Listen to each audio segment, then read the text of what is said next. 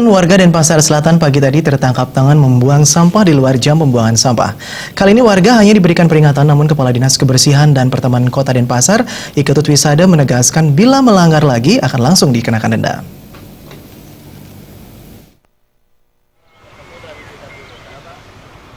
Kepala Dinas Kebersihan dan Pertamanan Kota Denpasar, Iketut Wisada, menyayangkan rendahnya kesadaran sejumlah warga kota akan kebersihan. Padahal aturan jam pembuangan sampah sudah sangat jelas diatur dalam Perda Nomor 3 Tahun 2015, yaitu pada pukul 17 hingga 19 WITA. Namun masih banyak yang melanggar, sehingga pihaknya terus melakukan pengawasan di sejumlah tempat pembuangan sampah.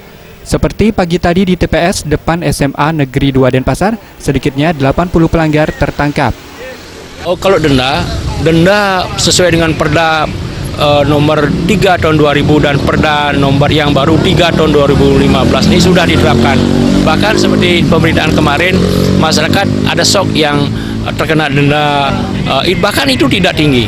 Baru 1/5-nya saja, baru 1/5 daripada denda yang ditetapkan. Itu sudah mulai mereka sadar. Nah, mudah-mudahanlah dengan shock terapi itu semua warga akan ikut menjaga kebersihan dan taat terhadap pengeluaran sampah ke depan ini, sehingga tidak lagi pameran sampah di luar dan di ruas-ruas jalan, demikian. Melihat kondisi ini, Iketut Wisada menegaskan kembali bila warga melakukan pelanggaran kembali akan ditindak tegas sesuai dengan ketentuan. Selama ini pelanggar baru dikenakan denda 1 hingga 2 juta saja.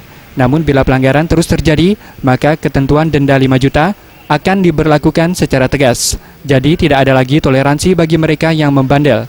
Karena sosialisasi sudah terus dilakukan, sehingga tidak ada lagi alasan tidak mengetahui ketentuan tersebut, apalagi di TPS sudah dipasang papan pengumuman. Purnama dan Wira Saputra.